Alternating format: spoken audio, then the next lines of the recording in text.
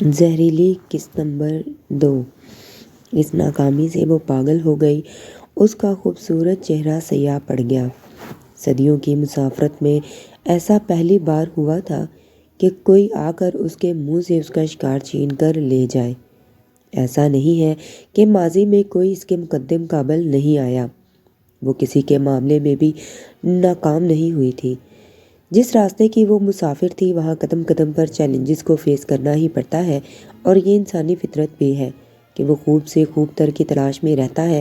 طاقت کے اس کھیل میں ہر وقت کوئی مقدم قابل ایک ایک حرکت پر نظر رکھے ہوئے ہوتا ہے، اور لمحوں میں کھیل بگاڑنے یا دوسروں کی محنت کو حاصل کرنے میں دیر نہیں لگاتا، اور خاص طور پر کالی دنیا کی طاقتوں میں سوائے طاقت کے اصول کے کسی اور اصول پر کوئی کاربند نہیں ہوتا۔ لیکن پیروکاروں کے سامنے ایسی حزبیت پہلی بار دیکھ رہی تھی۔ جسے اوسان ٹھکانے آئے اسے ملنے والی آگہی کا خیال آیا۔ عارش سے لہو والا پیالہ منگوایا اور دیکھ کر خوش ہوئی کہ چند قطرے لہو کے موجود تھے۔ اس نے فوراً عارش کو حکم دیا کہ سونے کی کھوکھلی لوح میں یہ خون محفوظ کر کے اس کے اوپر کبود کی چاندی کی شبیہ بنوائے۔ اگلے دن کبود آگ کے سامنے ایک برتن میں پانی لے کر بیٹھ گئی۔ ایک جانب لوہان کی دھونی رمائی گئی۔ کبود نے اپنی ساری طاقت کو آنکھ میں سمو کر پانی میں دیکھنا شروع کر دیا۔ دھاسیاں دھونی کو اس طرح سے گزارتی کہ دھونی پر پانی کی سطح چھپ جاتی۔ کبود منتر پڑھتی جاتی اور پانی کو غور سے دیکھتی جاتی۔ اچانک منظر بدلنے لگے۔ پھر اس کی نظر مدن فقیر بھٹ شاہ ضلع مٹیاری کے مزار کے احاطے سے متصل قبرستان میں کمبل پوش سوتا ہوا نظر آیا۔ کبود نے فوراً اپنی شیطانی طاقت کو استعمال کیا اور مندر سے غائب ہو گئی۔ کنمبر کی والدہ نے عدت کی مدت کے لیے وہیں قیام کیا اور اس کے بعد وہاں سے فیصل آباد اپنے بھائی کے پاس ہجرت کرنے کا فیصلہ کر لیا۔ اس دوران ہر چاند کی پہلی جمعرات کو کوئی آ کر دروازے پر دستک دیتا اور ایک مناسب رقم کنمبر کو دے کر چلا جاتا۔ کنمبر کی والدہ نے ہدایت کی تھی کہ اپنے محسن کو حجرے میں بلا کر خاتم دارت کیا کرو، لیکن آنے والا السلام علیکم کے بعد رقم پکڑاتا اور چلا جاتا۔ کچھ دنوں کے بعد ماں بیٹا فیصل آباد پہنچ گئے۔ سید وقار علی بہن کو اس حال میں دیکھ کر بہت دکھی ہوئے، لیکن بیوہ بہن اور یتیم بھانجے کے کھلے دل سے خوش آمدید کہا۔ وقار علی کی شادی کو 21 سال گزر چکے تھے اور وہ بے اولاد تھے۔ بھانجے میں انہیں اپنے بیٹے کا عکس نظر آنے لگا۔ دل جمی سے کنمبر کی تربیت کرنے لگے۔ کنمبر کی والدہ شوہر کے وصال کے بعد گوشہ نشینی کی زندگی گزار رہی تھی۔ ایک رات خواب میں اپنے شوہر کو دیکھا۔ وہ ان کے شوہر کے صاف ستھرے لباس میں ملبوس 4 گھوڑوں والی بگھی میں سوار ایک خوبصورت علاقے میں سیر کر رہے تھے، جہاں ہر طرف سبزہ ہی سبزہ تھا۔ ندی کا کنارہ اور پھلوں سے لدا ہوا بے پناہ درخت تھے۔ کبود اپنی شیطانی طاقت کے باعث چند سیکنڈز میں بھٹ شاہ پہنچ گئی۔ پچھلی ناکامیوں کے باعث اس بار وہ بہت محتاط تھی۔ فوراً مزار کے احاطے کی طرف نہیں گئی، ایک بھکارن کا روپ دھارا اور مزار کی طرف جانے والے راستے پر بیٹھ گئی۔ کچھ دیر بعد اس کے خاص کرندے اپنی شیطانی طاقت استعمال کرتے ہوئے ان کے پاس پہنچ گئے۔ یوں یہ چاروں بھکاریوں کا ایک ٹولہ ایک طرف جم کے بیٹھ گیا۔ اسی راستے پر پہلے سے بیٹھے بھکاریوں نے بڑی حقارت سے انہیں دیکھا اور یہاں سے چلے جانے کو کہا۔ ان میں سے ایک وسیلہ بھکاری اٹھ کر ان کی طرف آیا، پاس آ کر دمکایا اور فوراً وہاں سے بیٹھ جانے کو کہا۔ عارش نے منت ریز لہجے میں درخواست کی اور کہا کہ ہمیں بھی بیٹھے رہنا دے، اور بدلے میں ایک حصہ داری کی پیشکش کی۔ بھکاری کی نظر کبود پر پڑی اور شیطانی چمک آنکھوں میں آ گئی اور وہ آدھے حصے پر رضامند ہو گیا۔ اگلے دن وہ وسیلہ بھکاری جب اپنے دھندے کے لیے روانہ ہونے لگا، دروازے میں رکھی کسی چیز سے ٹھوکر کھا کر گرا اور گردن ٹوٹ جانے کے باعث لقمہ اجل بن گیا۔ وہ ایک صحت مند طویل قامت انسان تھا۔ پلک جھپکتے ہی موت کے منہ میں چلا گیا۔ جب لاش کو غسل دیا جا رہا تھا تب غسال نے دیکھا کہ اس کے جبڑے پر انگلیوں کے ایسے نشان تھے جیسے کسی طاقتور بلا نے اس کی گردن مروڑ دی ہو۔ جس نے سنا حیران رہ گیا، اس سے پہلے ایسا نہ سنا نہ دیکھا تھا۔ بھکاریوں کا پورا قبیلہ ایک انجانے خوف میں مبتلا ہو گیا اور جلد از جلد میت کو دفنا دیا۔ کبود کے ساتھیوں نے بھی تدفین میں حصہ لیا اور برادری کے فیصلے کا احترام کرتے ہوئے بظاہر 3 دن تک چھٹی پر رہے، لیکن اپنی شیطانی طاقت سے راستے کی نگرانی کرتے رہے۔ کبود اور اس کے ساتھی روز آ کر اس راستے پر بیٹھتے رہے، لیکن نہ کمبل پوش وہاں سے گزرا اور نہ ہی انہیں دوبارہ نظر آیا۔ کبوت کے ساتھی اس نگرانی سے دل برداشت ہوتے جا رہے تھے اور چاہتے تھے کہ وہ مزار کے قریب جا کر کمبل پوش کی راکھ کو اڑا دے، لیکن کبوت کا وجدان اسے روکے ہوئے تھا۔ وہ اپنے ساتھیوں کا حوصلہ بھڑکاتی اور بھیک مانگنے والے کا ذلت امیز کام خود بھی کرتی رہتی۔ ایک خوبصورت بھکارن کے روپ میں سارا دن کئی گندی نظروں کا سامنا کرتی اور جنہیں وہ چٹکیوں میں اپنا سامنے جھکا سکتی تھی، لیکن ابھی بھی وہ کسی خاص وجہ سے سب برداشت کرتی جا رہی تھی، وقت کے دھارے کے ساتھ چل رہی تھی۔ کنمبر کی والدہ کی آنکھ کھلی، تہجد کا آخری وقت چل رہا تھا۔ انہوں نے فوراً اٹھ کر وضو کیا اور نماز کے لیے کھڑی ہو گئی۔ فجر کی نماز تک ذکر اذکار کرتی رہی۔ فیصلہ آباد منتقل ہو جانے کے بعد ان کا وظیفہ کسی نہ کسی طور انہیں مل جاتا تھا۔ اس خواب کے بعد ان کی توجہ زیادہ عبادت کی طرف ہو گئی۔ اس سے انہیں سکون قلب نصیب ہوتا اور وہ شوہر کی جدائی کے غم سے بظاہر کسی حد تک نکل آئی تھی۔ اور پھر یہ اللہ کی ایک صفت صمد بھی ہے، جب کوئی بندہ اس کی طرف متوجہ ہوتا ہے تو وہ اپنی اس صفت صمد کی ہلکی سی جھلک ڈال کر اسے کئی معاملات سے بے فکر کر دیتا ہے۔ نمبر دینی اور دنیاوی تعلیم اپنے ماموں کے زیر نگرانی حاصل کرتے کرتے 12 سال کا ہو گیا۔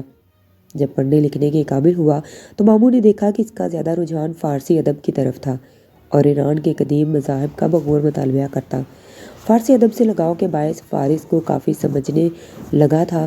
تعلیم اور دیگر معاملات کے ساتھ ساتھ ہر جمعرات کو بابا نور شاہ ولی رحمۃ اللہ علیہ کے مزار پر جاتا اور سما کی محفل سے بہت لطف اندوز ہوتا۔ عارفانہ کلام اس کے دل چھوتے اور اسے لگتا جیسے یہ سب اسی کے لیے ہے اور اقوال صرف اسی کو سنا رہا ہے، لیکن ابھی اس کی منزل بہت دور تھی۔ شاید پودے کی آبیاری شروع سے ہی کر دی گئی تھی۔ کمبل پوش شاہ لطیف رحمۃ اللہ علیہ کے مزار کے احاطے کے اندر کبھی اس اطراف اور کبھی اس اطراف پڑا رہتا۔ ایک شام عصر کے وقت مزار کے احاطے سے نکلا اور اس طرف چل پڑا۔ کچھ قدم اٹھانے کے بعد رکا، آسمان کی طرف دیکھتا رہا، پھر راستہ بدلا اور عین اسی طرف چلنا شروع کر دیا جہاں کبوت اپنے ساتھیوں کے ساتھ مورچہ بنائے کئی روز سے بیٹھی تھی۔ ایک جگہ کوئی عقیدت مند لنگر تقسیم کر رہا تھا۔ اس نے ایک پلیٹ میں چاول ڈال کر کمبل پوش کو پکڑا دیے۔ چاول کھا کر کمبل پوش وہاں کمبل اوڑھ کر سو گیا۔ کبوت اپنے مخصوص وقت تک وہیں بیٹھی رہی، پھر اٹھ کر ایک طرف کو چل دی۔ تب کمبل پوش ایک دم سے اٹھا اور ان کے پیچھے پیچھے چل دیا۔ شیطانی ٹولہ ایک گھر پر قابض تھا اور روزانہ رات کو وہاں آ جاتا۔ جیسے رات گہری ہوتی گھر کے دروازے پر زوردار دستک ہوئی۔ دروازہ کھول کر کمبل پوش سیدھا گھر میں داخل ہوا اور کبوت کے سامنے جا کھڑا ہوا۔ کبوت نے اٹھ کر فوراً حملہ کرنا چاہا، لیکن ایسا لگا جیسے کئی اندیکھی زنجیریں اس کے جسم پر لپٹ گئی ہیں۔ کمبل پوش بولا، یا ایھا الذین کفروا لا تعذروا اليوم انما نجزون ما کنتم تعملون۔ اے کافرو، آج کے دن کوئی عذر پیش نہ کرو، بس تمہیں اسی کا بدلہ دیا جائے گا جو کرتے رہے تھے۔ میں دعوت دیتا ہوں اس دن کے لوٹ آنے سے پہلے پلٹ آؤ، اپنی اصلاح کر لو، ورنہ شاید شدید نقصان اٹھاؤ گے۔ کبوت میں مشکل بول پائی کہ کون سا راستہ؟ حی علی الفلاح۔ یہ کہہ کر کمبل پوش پلٹا اور خراما خراما چلتا ہوا باہر نکل آیا۔ کمبل پوش کے باہر نکلتے ہی کبوت اور اس کے ساتھی اندیکھی زنجیروں سے آزاد ہو گئے جن میں وہ جکڑے گئے تھے۔ وہ سب یک زبان ہو کر شیطان کو مدد کے لیے پکارنے لگے۔ اس بار کبوت کو کمبل پوش کی طاقت کا کسی حد تک اندازہ ہو گیا اور اس رواتی شیطانی طریقے اپناتے ہوئے بظاہر راستے سے ہٹ جانے اور دوسری چال چلنے کا فیصلہ کیا۔ اب انہیں کمبل پوش سے ٹکرائے بغیر بچے کے ارد گرد افراد کو پہلے ختم کر دینا تھا۔ جب بچہ تنہا ہو جاتا تو آسان ٹارگٹ ثابت ہوتا۔ اس نے کہا، ابھی اپنی ساری توجہ صرف اس پر لگاتے ہیں، جہاں تک ممکن ہو کمبل پوش سے ٹکرائے بغیر اپنا راستہ بناتے ہیں۔ کنمبر کی والدہ اپنے بھائی کو کئی روز سے کہہ رہی تھی کہ وہ اپنے شوہر کی قبر پر جانا چاہتی ہے، لیکن سید وقار اپنی مصروفیات کی وجہ سے حامی نہیں بھرتے تھے۔ بہن کے بار بار اصرار پر وہ نہ جانے کے لیے آمد ہو گئے۔ ایک دن بھائی بیوی اور بہن کو لے کر سندھ روانہ ہو گیا۔ کنمبر کو گھر کی حفاظت کی غرض سے چھوڑ گئے۔ 14 سال کا کنمبر اپنے قد کاٹ کے باعث اپنی عمر سے بڑا لگتا تھا۔ کشیدہ پیشانی، گورا رنگ اور نیلی آنکھیں اسے کسی اور دنیا کا بشر بنا دیتی۔ 9 عمری میں ہی مردانہ وجاہت کا اشکار لگنے لگا۔ چہرے پر آنے والی ہلکی ہلکی مونچھیں اور داڑھی بہت بھلی معلوم ہوتی۔ نظر بھر کر دیکھنے والے اس سے عجیب سی انسیت محسوس ہوتی۔ کنمبر کی والدہ اپنے بھائی اور بھابھی کے ہمراہ بذریعہ ٹرین اسلام نگر کے متعلقہ ریلوے اسٹیشن پر اتری۔ آگے کا سفر ایک بیل گاڑی میں کرنے لگی۔ ابھی کچھ فاصلہ ہی طے کیا تھا کہ بیل گاڑی طوفان کی رفتار سے اڑنے لگی۔ گاڑی ہان تمام کوششوں کے باوجود کنٹرول کرنے میں ناکام رہا۔ بیل کسی طور پر اس کے قابو میں نہیں آ رہے تھے۔ ایسا لگتا تھا جیسے بیلوں نے کوئی ایسی مخلوق دیکھ لی یا جہنم کی بلائیں ان کے پیچھے آ رہی ہوں۔ اسی لمحے کسی کو کسی کا ہوش نہیں تھا۔ بیل گاڑی کے ہچکولے سے انہیں بری طرح سے تکلیف میں مبتلا کر رکھا تھا۔ تینوں مسافر خود کو گرنے سے بچانے کی کوشش کر رہے تھے اور جسم پر جگہ جگہ چوٹیں برداشت کر رہے تھے۔ سید وقار جو خود کو سنبھالتے ہوئے گاڑی ہان کی ممکنہ طور پر مدد کی کوشش کر رہے تھے، سر پر چوٹ لگنے کی وجہ سے بڑی مشکل سے اپنے آپ کو حواسوں کو قائم رکھنے کی جدوجہد کر رہے تھے۔ دماغ کی چوٹ کی وجہ سے انہیں سب کچھ دھندلا سا نظر آنے لگا۔ اسی دھند میں انہوں نے راستے کے عین بیچ ایک بڑی سی چٹان دیکھ کر جو تیزی سے قریب آتی جا رہی تھی لاشعوری طور پر آنکھیں بند کر لیں۔ گاڑی ہان اپنی پوری کوشش سے بیلوں کو کنٹرول کرنے اور خود کو گرنے سے بچانے میں لگا ہوا تھا۔ یہ راستہ اس کا دیکھا ہوا تھا، لیکن آج انہونی نہیں ہونی کا دن تھا اور اس کا تمام تجربہ ہوا ہو گیا۔ وہ بے بسی کی عملی تصویر بنے تھر تھر کانپنے لگا اور تب بیل گاڑی ایک موڑ پر کسی اندیکھی چٹان سے ٹکرا کر پاش پاش ہو گئی۔ بیل گاڑی بان اور تینوں مسافر پلک جھپکتے ہی لقمہ اجل بن گئے۔ سڑک کنارے کھڑا عارش شیطانی ہنسی ہنستا گیا اور اس کے چہرے پر فاتحہ مندی کے آثار بنتے گئے۔ مندر میں جشن کا سماں تھا۔ کبوت کو اس بار آنکھ کھولتے ہی مشکلات کا سامنا کرنا پڑا تھا۔ اپنے اصل مقصد میں مسلسل ناکامیوں کا منہ دیکھ رہی تھی اور اس کامیابی پر بڑی خوش تھی۔ مشیت ربی سے انجان وہ اس کامیابی سے بہت پر امید ہو گئی تھی۔ مستقبل کے سہانے سپنوں کے تانے بانے ترتیب دینے لگی۔ ابھی اس کو اللہ کی طرف سے ڈیل حاصل ہو گئی تھی۔ ناانصافیوں کے اعمال سے اللہ کو غافل نہ سمجھو، وہ تو تمہیں اس دن کی مہلت دیے ہوئے ہے جس دن آنکھیں پھٹی کی پھٹی رہ جائیں گی۔ اور وہ اپنی کامیابی کے نشے میں مست تھی۔ جب شیطان کے پیروکار کامیاب ہوں تو کیسے ممکن ہے کہ شیطانیت کا عملی مظاہرہ نہ ہو۔ ام القبائس کا دور چلا۔ مندر میں موجود سبھی مرد و زن بدمست ہو کر ایک دوسرے میں مدغم ہو کر خود کو تسکین دینے لگے۔ جشن کے بعد اس نے اپنے خاص پیروکاروں کو بلایا اور ان کے ذمے مختلف کام لگائے۔ عارش کو فیصل آباد روانہ کیا اور خاص لوک نمبر تک پہنچانے کی ذمہ داری سونپی۔ آرنیکا کے ذمہ کمبل پوش سے ٹکرائے بغیر اس پر نظر رکھنا تھا اور رادمان ان کے خاص عمل کے دوران مندر کا حصار کا ذمہ دار تھا۔ ہدایات جاری کرنے کے ساتھ ساتھ سخت وارننگ بھی جاری کی۔ اس بار ناکامی کی صورت میں ذمہ دار کو معاف نہیں کیا جائے گا۔ ایسی سزا دی جائے گی کہ دیکھنے والے بھی کانپ جائیں۔ سب کو اپنے کاموں میں لگا کر کبوت ایک بار پھر چلہ کشی میں مصروف ہو گئی۔ اس بار اس نے ایسا طلسمی گنڈا تیار کرنا تھا جو اسے انسانی آنکھ سے پوشیدہ رکھتا، اور یہ گنڈا نمبر کے گلے میں باندھ دیا جانا تھا۔ پہلی رات ہی شیطان اس سے ملنے آ گیا اور اس کی کامیابی پر اس کی مبارکباد دی۔ کچھ مزید شیطانی چالیں چلی اسے سمجھا کر چلا گیا۔ 7 گروں پر مبنی گنڈا اگلی 7 راتوں میں تیار ہونا تھا۔ کبوت پوری توجہ سے اپنے کام میں جٹ گئے۔ بیل گاڑی کے حادثے کو کچھ لوگوں نے دیکھ لیا۔ وہ تیزی سے بھاگے، لیکن ان کے پہنچنے سے پہلے ہی تمام افراد ابدی نیند سو چکے تھے۔ تمام افراد اس بات پر متفق تھے کہ انہوں نے آج تک بیل گاڑی کو ایسی طوفانی رفتار سے چلتے ہوئے نہیں دیکھا۔ کچھ کے چہروں پر واضح خوف کے آثار نمودار تھے۔ کچھ مضبوط دل افراد آگے بڑھے اور لاشوں کا معائنہ کرنے لگے۔ جب سید وقار علی کی لاش کو دیکھا تو وہاں پر موجود ایک شخص نے پہچان لیا۔ گوٹ کے لوگوں نے لاشوں کو سید مرتضیٰ کے پرانے گھر پہنچانے کا انتظام کیا۔ اہل علاقہ جو سید صاحب کا بہت احترام کرتے تھے اس حادثے سے بہت افسردہ ہوئے۔ پھر باہمی مشورے سے تینوں کی تدفین اسی کمرے میں کر دی گئی جہاں سید صاحب دفن تھے۔ تدفین کے کچھ عرصہ بعد ایک دن ایک کمبل پوش کہیں سے آیا۔ اس نے آ کر قبروں کی صفائی کی اور ایک کونے میں کھڑے ہو کر فاتحہ خوانی کی۔ اس پرسوز آواز میں تلاوت نے فضا میں عجیب سما بندھ دیا۔ دعا سے فارغ ہو کر اس نے قبروں سے متصل کمرے کی صفائی کی اور وہاں پر رہنا شروع کر دیا۔ وہ روزانہ قبروں کی صفائی کرتا اور پھر ایک جانب چلا جاتا۔ علاقے کے لوگوں کے لیے اس کی ذات میں دلچسپی ہو گئی، لیکن وہ کسی سے بات نہیں کرتا تھا۔ وہاں رات کو کبھی کبھی اس کی اللہ ہو کی صدا بہت دور تک سنائی دیتی۔ اہل علاقہ میں سے کچھ لوگ اس کے مخالف بھی ہوئے، لیکن کوئی بھی اس سے سوال کرنے کی جرت نہ کر سکا۔ آرنیکا بھی جلد ہی کمبل پوش کو تلاش کر لیا اور ایک جوگی کے روپ میں تھوڑے فاصلے پر ایک جھونپڑی بنا کر رہنے لگا۔ کبوت کی ہدایت کے مطابق اس پر نظر رکھنی تھی۔ کمبل پوش روز اس کی جھونپڑی کے پاس سے گزرتا۔ وہ ہمیشہ ایک خاص سمت میں دیکھتا ہوا گزر جاتا۔ آرنیکا کو یقین ہو چلا تھا کہ وہ اسے نہیں پہچان پایا۔ تب اس کے دل میں بار بار خیال آتا کہ وہ کسی رات چپکے سے جا کر کمبل پوش کو قتل کر دے، لیکن کبوت کی ہدایت کے خلاف ایسا کچھ کرنے کی اس کے اندر ہمت نہیں تھی۔ کچھ غیر پختہ ایمان والے اسے ولی سمجھ کر اس سے دعائیں کروانے لگے۔ وہ اپنی شیطانی طاقت کی بدولت آنے والے کے دل کی بات جان لیتا اور سوال کرنے سے پہلے ہی آنے والے کو اس کا مقصد بتا کر حیران کر دیتا۔ یوں اس نے وہاں مستقل رہنے کا سما باندھ لیا اور لوگوں کی اندھی عقیدت سے لطف اندوز ہوتا رہا۔ کنمبر کو اس حادثے کی اطلاع کئی دنوں کے بعد ملی۔ خبر سن کر نوجوان بری طرح ٹوٹ گیا۔ پل کے پل وہ اس بڑی دنیا میں بالکل تنہا رہ گیا۔ زندگی کے اس سنگین حادثے نے اس کی زندگی کو عجیب راستے پر ڈال دیا۔ اس کا دل ہر کام سے اچاٹ ہو گیا۔ وہ گھنٹوں یا تو کمرے میں بند پڑا رہتا یا پھر نور شاہ ولی رحمۃ اللہ علیہ کے مزار پر بیٹھا رہتا۔ سدھ بدھ کھو چکا تھا۔ کسی نے کچھ دے دیا تو کھا لیا، ورنہ نہ کھانے کا ہوش، نہ پہننے اوڑھنے کی پرواہ۔ سب سے بڑھ کر نہ کوئی مونس، نہ کوئی غمخوار تھا، نہ کوئی آغوش تھی جو والد کی وفات پر میسر تھی، اور نہ ہی وہ دستے شفقت تھا جس میں باپ کی جھلک چھلکتی تھی۔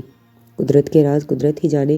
ایک جانب آثار بنا رہے تھے کہ کوئی بڑا کام اس سے لیا جانے والا ہے، اور دوسری جانب کوئی رہبر تھا نہ رہنما، لیکن ایک قادر مطلق ذات موجود تھی جو ازل سے ہے اور ابد تک رہے گی، جو کبھی موسیٰ علیہ السلام کی پرورش پر فرعونوں کے گھر کروا دیتی ہے تو کہیں یوسف علیہ السلام کو کنویں سے زندہ نکال لیتی ہے۔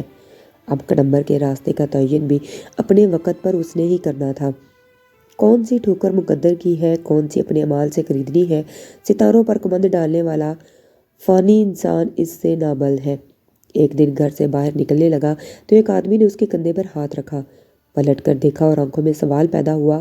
آنے والے نے خود کو وظیفہ پہنچانے والا بتایا اور گلے لگا کر تعزیت کی۔ کنمبر جو کئی دنوں سے بہت اکیلا تھا، ہمدردی کے بول سن کر پھٹ پڑا اور دھاڑے مار مار کر رونے لگا۔ اجنبی نے اسے سینے سے لگایا اور کندھے پر ہاتھ رکھ کر گھر کے اندر لے گیا۔ جب کنمبر کی حالت کچھ سنبھلی تو اجنبی نے وظیفے کی ایک موٹی رقم دی اور ساتھ ہی ایک طویز نما چیز دی اور ہدایت کی کہ اسے گلے میں ڈال لے۔ اس نے آنے والے کا شکریہ ادا کیا۔ اس آدمی نے یہ بتا کر حیران کر دیا کہ یہ رقم وہ جس طرح چاہے خرچ کرے، یہ کبھی ختم نہیں ہوگی۔ زندگی کو انجوائے کرے، شرط صرف ایک ہی ہے کہ یہ لوگ گلے سے نہ اتارے اور نہ اس کسی کی نظر اس پر پڑنے دے۔ شیطان ایک بار پھر کامیاب ہو گیا۔ اس ناپاک لوگ کے ہوتے ہوئے کنمبر کا رابطہ روحانی دنیا سے ممکن نہیں تھا، اور یہ بھی میرے رب کی مرضی تھی۔ ابھی شیطان کے کھل کر کھیلنے کا موقع میسر تھا، ورنہ کنمبر پہچان سکتا تھا آنے والے نے آج سلامتی کی دعا نہیں کی تھی۔ آنے والا کبھی گھر کے اندر نہیں آیا۔ کنمبر یہ ایک سادہ سے نکات نظر انداز کر گیا۔ شاید وہ اپنے حواسوں میں نہیں تھا، لیکن حقیقت وہی ہے جو اللہ کی طرف سے ابھی وہ درست وقت نہیں آیا تھا جس میں آنکھوں کی بجائے عقل پر پڑے پردے ہٹا دیے جاتے ہیں۔ اصل میں یہ سب تو شیطانی طاقتوں کے لیے ایک پیغام تھا۔ کنمبر اس سارے معاملات میں بے خطا تھا۔ کبود نے بغیر کسی مداخلت کے گنڈا تیار کر لیا اور اس کے اس کام میں کوئی مداخلت نہیں ہو رہی تھی اور خوشی سے پھولیں نہیں سما رہی تھی۔ اس کو آرش کے آنے کی اطلاع ملی۔ آرش کی کامیابی کی نوید نے اس کا حوصلہ بلند تر کر دیا۔ یہ فروری کا مہینہ تھا۔ اس نے شکر گزار کیا اور کچھ مزید معاملات کو سدھارنے کے لیے 29 فروری کو شیطان کی بڑی پوجا کا اعلان کیا۔ اس رات انسانی قربانی ضروری تھی۔ کمبل پوش کے خاتمے کے لیے ایک شیطانی گڑھ تیار کیا جو صرف اسی ایک خاص رات کو تیار کیا جا سکتا تھا۔ اس بار شیطانی پوجے کے جشن کو 2 حصوں میں تقسیم کیا گیا۔ پجاری گوپال مندر کے خفیہ تہہ خانے میں خاص قربانی کرتا اور کمبل پوش کو مارنے والا گڈھا تیار کرتا، جس کا طریقہ کار کبوت اس کو سمجھا چکی تھی، جبکہ دیوی بڑے حال میں خاص و عام کے سامنے رہتی اور قربان گاہ پر کسی جانور کی قربانی کر کے اس کے دماغ پر کچھ خاص عمل کرتی جو کہ جادو ٹونا کرنے والوں کے لیے معمولی سا عمل ہوتا۔ اسی رات کبوت کو تنار کردہ گنڈا بھی طلسمی ذریعے سے کنمبر کو پہنا دیا جانا تھا۔ کبوت کے یہ سارے کام باطریقہ احسن اپنے انجام کو ہو پہنچے۔ پہلی بار اس نے خود کو فاتحہ مند محسوس کیا۔ کبوت کو اپنی کامیابی کا نشہ سا رہنے لگا۔ اسے لگتا تھا کہ اس کی ہر چال کامیاب ہوتی جا رہی ہے۔ کبوت کو ہر طرف سے اچھے اشارے مل رہے تھے اور وہ خوشی سے سرشار اپنی دل نشین آواز میں کوئی گیت گنگنا رہی تھی۔ کنمبر نے اگلے دن اٹھ کر اپنا بہترین لباس پہنا۔ آج اس کے دل میں دنیاوی خواہشات کی بھرمار تھی۔ وہ ڈی گراؤنڈ میں واقع ایک بڑے سے اسٹور پر شاپنگ کرنے گیا، جہاں اس نے ٹاپ برانڈڈ کے مہنگے ترین ملبوسات خریدے اور منٹوں میں ہزاروں روپے کی شاپنگ کر ڈالی۔ اسٹور کا مالک فہد ایک عیاش نوجوان تھا۔ وہ کنمبر کے اس طرح پیسہ خرچ کرنے پر بہت متاثر ہوا۔ مستقبل میں اپنا مستقبل گاہک بنانے کے لیے دوستی کی پیشکش کر ڈالی، جسے کنمبر نے بھی فوراً قبول کر لیا۔ وہ خود کو بہت اکیلا محسوس کر رہا تھا۔ ایسے میں دوستی کا ہاتھ اسے ایک بہت بڑی نعمت لگا۔ کچھ دن بعد کنمبر جب دوبارہ اس کے شاپنگ مال آیا تو فہد نے بڑے پرتپاک استقبال کیا۔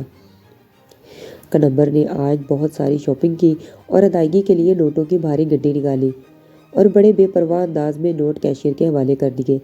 فہد اس کو آج دروازے تک چھوڑنے آیا تھا۔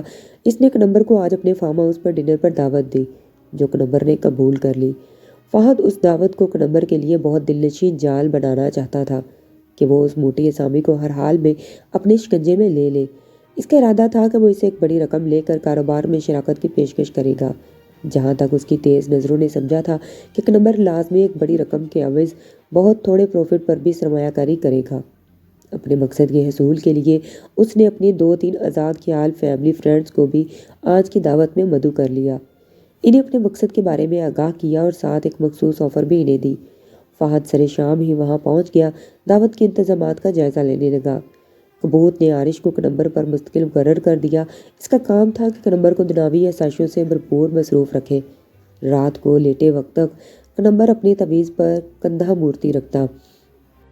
بنانے والے نے شبیہ کی جگہ چاندی کی مورتی ہی بنا ڈالی تھی، جس میں خد و خال کا بھرپور خاص خیال رکھا گیا تھا۔ جہاں ضروری سمجھا میں نے کام کر کے رنگ بھر دیے۔ کنمبر جب مورتی کو دیکھتا تو اس کے جادوئی حسن میں کھو جاتا۔ اسے لگتا کہ مورتی اس سے باتیں کرتی ہے، دھیمی دھیمی سرگوشیاں جو کانوں میں رس گھولتی ہیں۔ میرے پریمی، میرے دلبر، میرے ہم نفس، میرے ہمدم، تم میرے ہو۔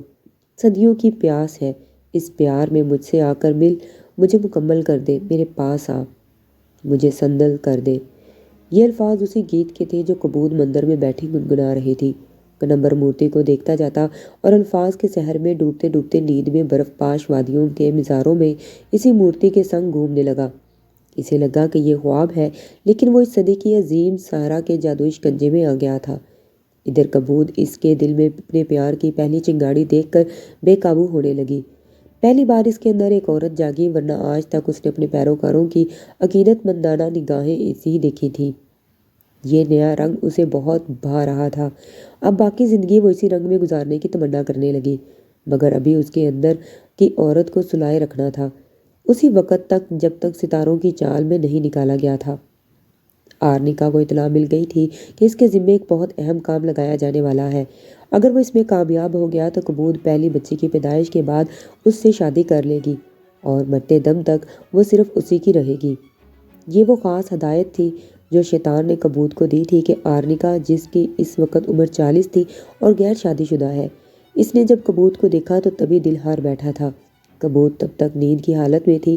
اس نے عہد کیا تھا کہ وہ کبوت کے علاوہ کبھی کسی عورت کی طرف نظر اٹھا کر نہیں دیکھے گا۔ یہ جاننے کے بعد آرنیکا کئی بار اس کو دیوی کی بجائے صرف اس عورت کی نظر سے دیکھتا رہا۔ کبوت من ہی من میں مسکرا دی، لیکن ابھی اس کی طرف صرف کنمبر تھا۔ اس سے حاصل ہونے والی اولاد۔ آرنیکا یہ اطلاع پا کر بے خود ہو گیا۔ خود کو دنیا کا عظیم ترین انسان سمجھنے لگا۔ اس نے دل میں عہد کر لیا کہ جب وہ نیا سونپے جانے والا کام مکمل کر لے گا تو وہ کمبل پوش کو قتل کر کے کبوت کا دل جیت لے گا۔ گویا عشق کی وہ آگ میں جلنے لگا تھا۔ کچھ عرصہ بعد انسانی شیطانی طاقتوں کی کامیابی پر کوہن بن جانی تھی۔ یہی سب سے بڑی کارساز کی رضا تھی، جس کے سامنے بڑے سے بڑے چال باز کی کوئی چال نہیں چل پاتی۔ شیطان نے چال چلی تو تھی، لیکن بے خبر تھا کہ آگے کیا ہوگا۔ کنمبر دعوت میں پہنچا، اس کا دوست وہاں پر موجود تھا۔ کچھ دیر کے بعد اس کے 2 دوست لڑکیاں بھی آ گئی۔ دونوں لڑکیاں کنمبر کے حسن کو دیکھ کر دم خبا خود رہ گئی اور اس پر اپنا دل ہار بیٹھی، گویا شکاری خود شکار ہو گیا۔ کنمبر نے ابھی تک ان دونوں کی طرف بھی نہیں دیکھا تھا، لیکن تقدیر کے رنگ نرالے ہوتے ہیں۔ ان میں سے ایک کے ہونٹ کبوت سے بہت مل رہے تھے۔ کنمبر کی نظر اس کے ہونٹوں پر پڑی تو وہ دیکھتا ہی چلا گیا۔ وہ مسلسل اسی لڑکی کو دیکھتا جاتا تھا اور دل اس کی جانب کھینچنے لگا، لیکن اس کے کان میں سرگوشیاں گونجنے لگی، تم صرف میرے ہو۔ صحرا کی سحر انگیز آواز کانوں میں رس گھولنے لگی اور وہ جلد از جلد گھر پہنچنا چاہتا تھا تاکہ جا کر حسن کی دیوی کو دیکھے، کیونکہ اجنبی دوست نے مورتی کو کسی کے سامنے لانے سے منع کیا تھا۔ اس نے طبیعت کی خرابی کا بہانہ گھڑا اور جلد از جلد وہاں سے روانہ ہو گیا۔ فہد کی پلاننگ دھری کی دھری رہ گئی، لیکن وہ مایوس نہیں تھا۔ اس نے ایک لڑکی میں فہد کی دلچسپی نوٹ کر لی تھی اور آئندہ کسی وقت وہ یہ جال ڈالنے کی سوچ رہا تھا۔ دعوت کے اختتام پر گھر جاتے ہوئے اس لڑکی کی گاڑی کو حادثہ پیش آ گیا۔ وہ بہت مسرور تھی اور ایک دل فریب گیت اس کے ہونٹوں پر تھا۔ اس نے دیکھا کہ ایک بہت ہی دل نشیں عورت اس سے لفٹ مانگ رہی ہے۔ وہ بریک لگانے ہی جا رہی تھی کہ اس کی آنکھوں کے آگے اندھیرا چھا گیا اور گاڑی کسی الیکٹرک پول سے جا ٹکرائی اور وہ بے ہوش ہو گئی۔